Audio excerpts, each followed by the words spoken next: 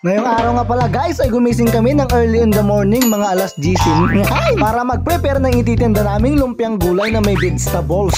Nagbalat nga rin pala ako ng sayote gaya ng jowa mo ang sayot-sayot. Saka ko ito isinahog sa tinolang lamok. Pagkatapos namin kumain, problema mi malantoan naman tipang maluman. Buti na lang may nagbigay sa akin ng bunga ng marunggay. Nagluto nga rin pala kami ng inafi na may pagka-brownie. Nag-practice nga rin pala akong mag-badminton para sa next life magaling na akong mag-volleyball. Kung may kakit din tamangan tayo.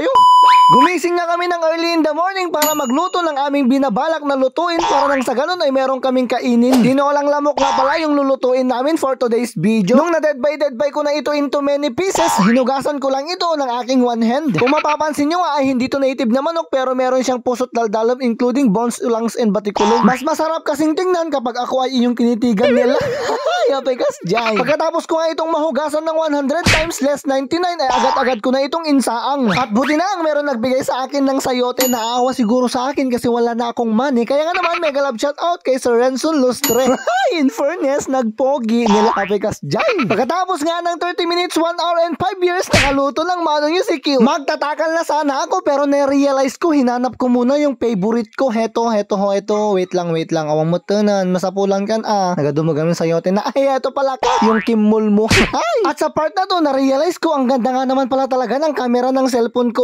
Baka Realme 11 Pro 5G yan, kaso nga lang hulugan. Yala, imbaganan. Sa dami ko ang pinagsasasabi, nakarkaro siguro nagbalinak nga babae. Yala, yung kisabab. If ever siguro nga nagbalinak nga babae. Ay, apuye. Nalalaingnak siguro nga agmarites ng takarubang mga inang lits. Yala. At habang kumakain ako dito, syempre pinapanood mo tong video na to, kaya nga naman magsha-shoutout time muna tayo. Pero wait lang, napanakpelagayim nagdigos, tag-prepare kami ti ilako. Mega love shoutout nga pala kay Ate Ma Jesusa Nicolas. Grabe, Mary na Jesusa pa. O diba? Pak na pak. Apay Mary ka di Maria, pinagsasabi mong bakla ka.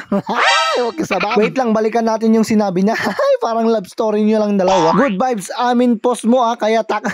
Uray siya, kaya takno ka namin kagbuybuyat for the go. Pagkatapos nga naming mag-prepare at kumain, syempre agluto kami maninin. Buti na lang talaga yung face ko parang kaawa-awa. Kaya nga naman meron na naman sa akin nagbigay ng marunggay na bunga. Kaya nga naman mega love shoutout kay Sir Brian Rex Uliero. Nagtaraki si kayo, wait lang kasla daka lang nanin sa palito. Ay, okay sabam, ibabawi na to si Dam. Uy, joke lang yun, baka nasaktan ko ang iyong pusot daldalom. Baka hindi mo na ako bigyan ng bunga ng marunggay pag umuwi ka ng Parbangon. Okay, back to the topic na naman tayo mga beshi waknes ko. Iminorian ko lang ito at syempre perfectionist tayo kaya dapat pare-parehas sila ng laki, elevation, weight, and so on and so forth. Hindi pinagsasabi mo. Nagsaang nga pala yung kasama ko ng inafi nung tinignan ko, look and see.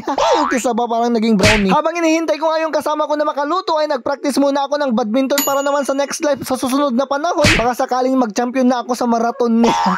Yung kisaba na kitdi. Naglagay nga rin pala kami ng bagas ng kamote para naman mas aesthetic tignan at mas yummy. Naglagay nga rin pala yung kasama ko ng 100 kilometers per hour na bago para nang sa ganun ay mas malinamnam ang kanyang lasa. Makalipas nga ng 30 minutes and 1 hour niya pingarod bangantayon nalakas standby no biga manan. I love you today, tomorrow, and yesterday.